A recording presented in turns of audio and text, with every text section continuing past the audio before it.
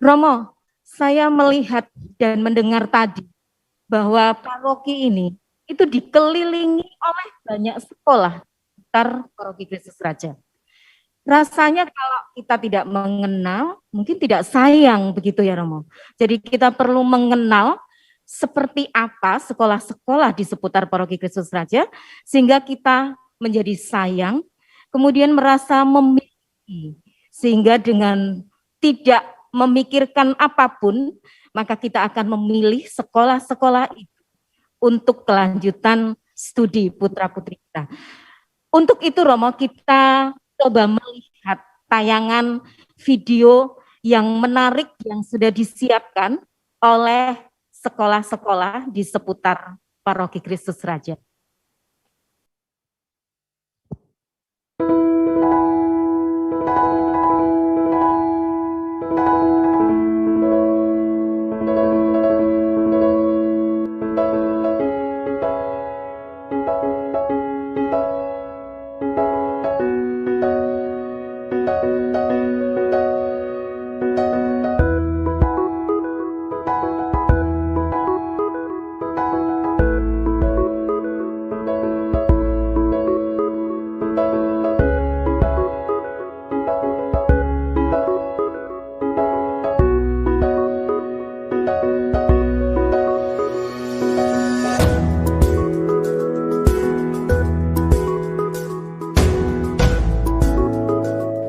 Kelompok bermain dan TK Katolik Kristus Raja mendampingi tumbuh kembang sang buah hati, melayani dengan penuh kasih dalam sukacita.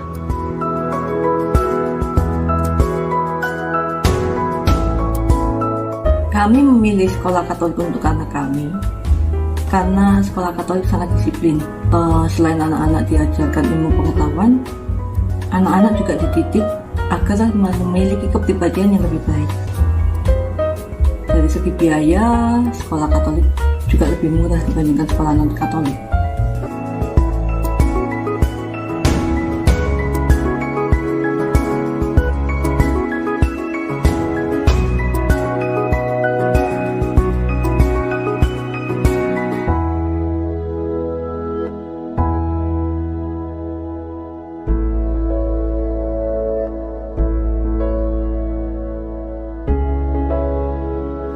SDK Santa Teresia, sekolah yang peduli dan berwawasan lingkungan hidup, hadir dalam kelas reguler dan kelas K24 yang menggunakan pembelajaran full dalam bahasa Inggris.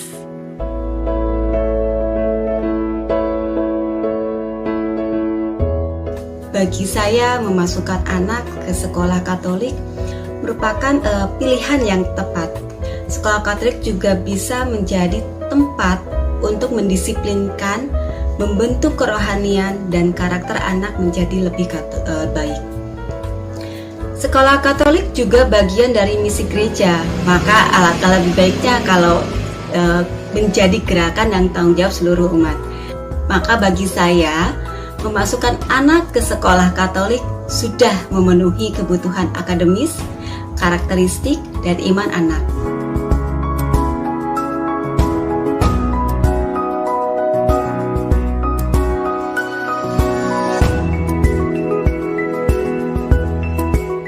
SDK Yohanes Gabriel. Ready, go! Itulah moto sekolah kami. Mengemban misi, berpacu dalam prestasi. Membekali siswa menyongsong era teknologi.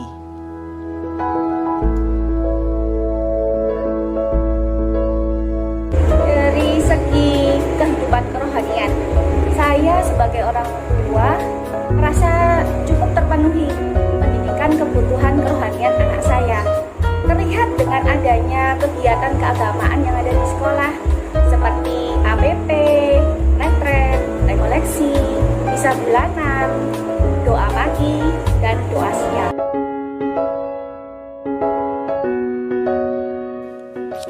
SMP Katolik Santo Stanislaus.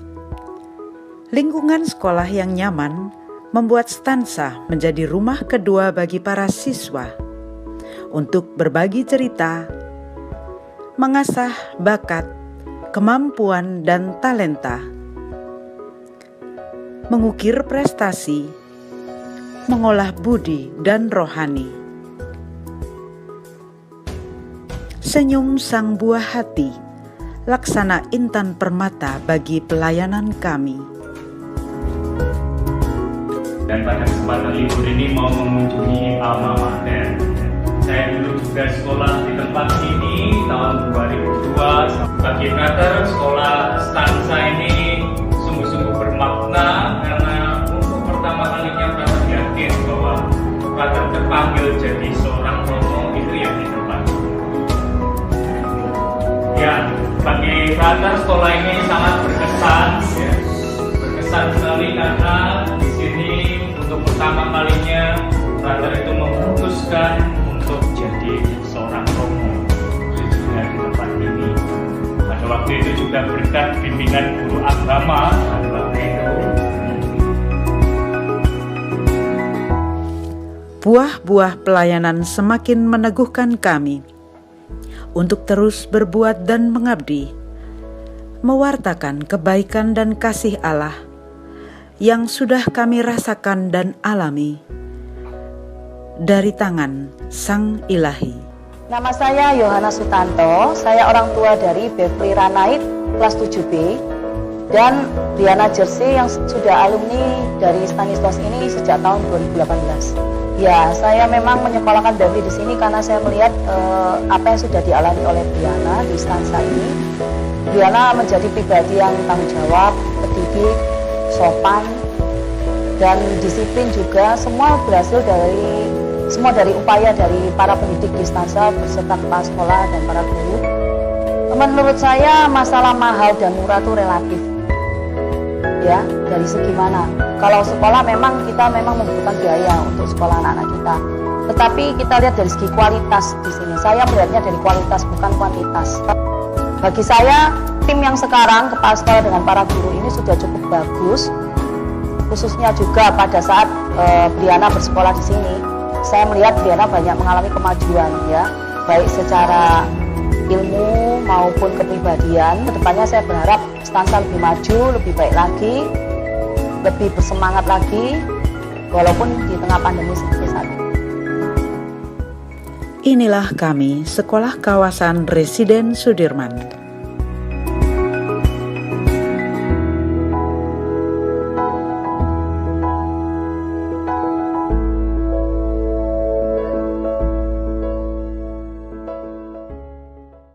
Unikan dan keunggulan dari masing-masing sekolah, baik itu dari TK, SD maupun SMP.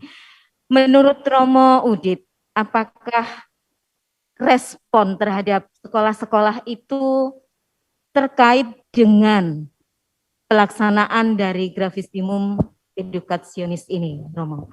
Sehingga diharapkan seluruh umat di Paroki KR, teristimewa peserta talkshow siang ini, sungguh-sungguh mengenal, sungguh-sungguh sayang, oh ini sekolah yang ada di seputar Paroki Kristus Raja. Monggo Romo.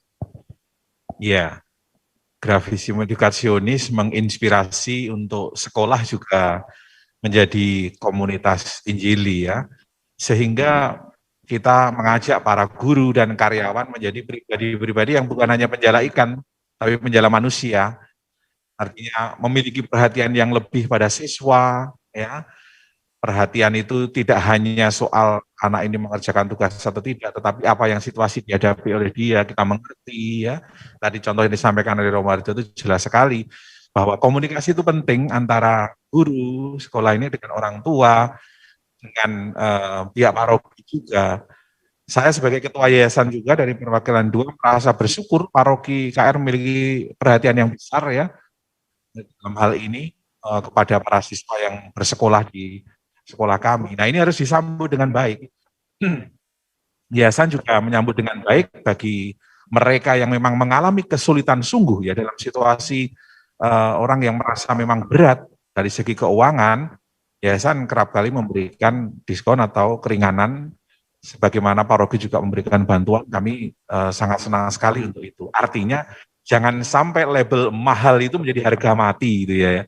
Kita tetap ingin mereka yang memiliki katakan hak untuk bisa mendapat pendidikan Katolik, sekolah Katolik, harus kita bantu untuk bisa masuk gitu.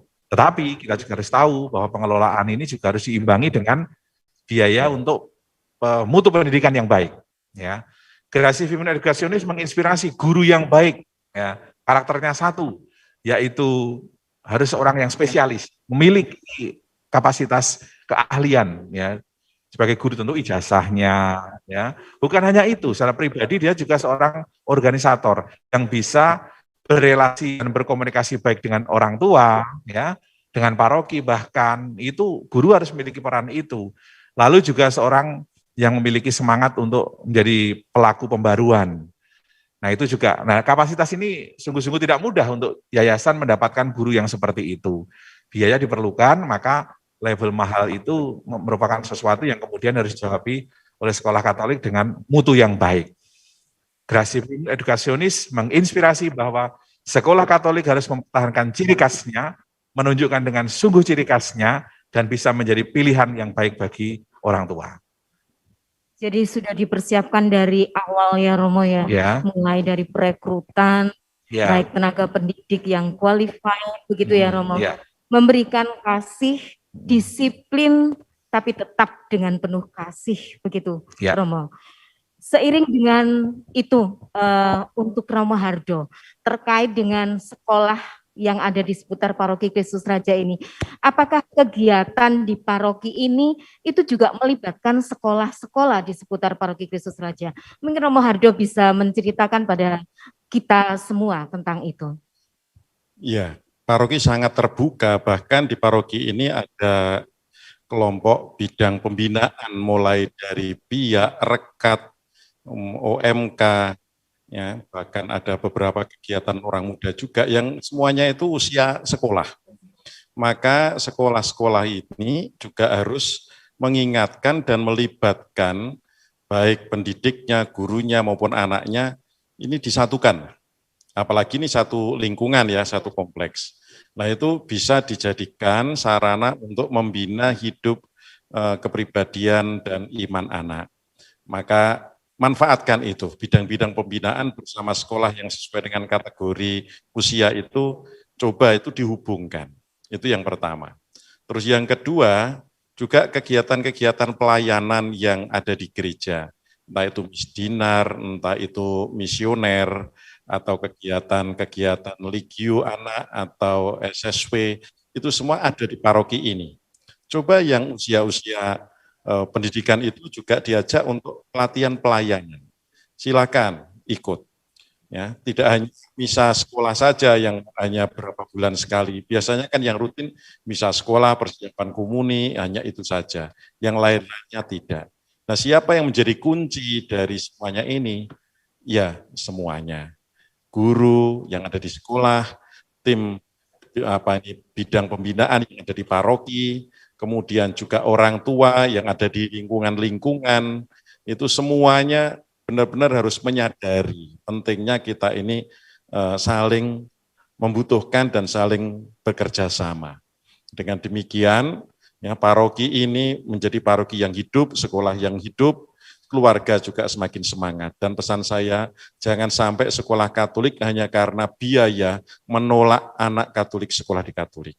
Terima dulu soal biaya, carikan solusi menyusul. Jangan sampai ada orang Katolik sudah mau daftar, akhirnya pulang hanya gara-gara uang. Yang ini yang harus kita hindari. Ya, nanti itu bisa dicarikan solusi. Ya, begitu. Mudah-mudahan antara paroki dan sekolah mencarikan solusi kepada keluarga yang memang dengan jujur, bukan pura-pura miskin. Kadang-kadang ada keluarga yang pura-pura miskin supaya murah, padahal mampu. Tetapi orang yang miskin malah dikenai mahal. Nah, ini perlu keterbukaan.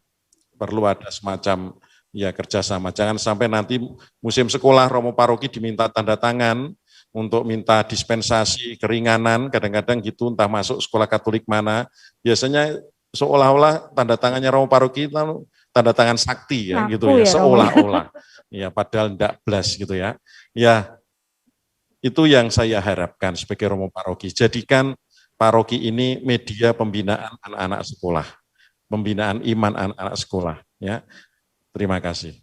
Terima kasih Romo Hardo. Jadi baik dari sekolah Katolik maupun unsur-unsur yang ada di paroki sebaiknya berintegral, menjadikan satu sama lain, saling memberikan diri apa yang bisa dilakukan untuk kemajuan pendidikan umat di paroki di Kristus Raja ini. Misalnya begitu ya Romo.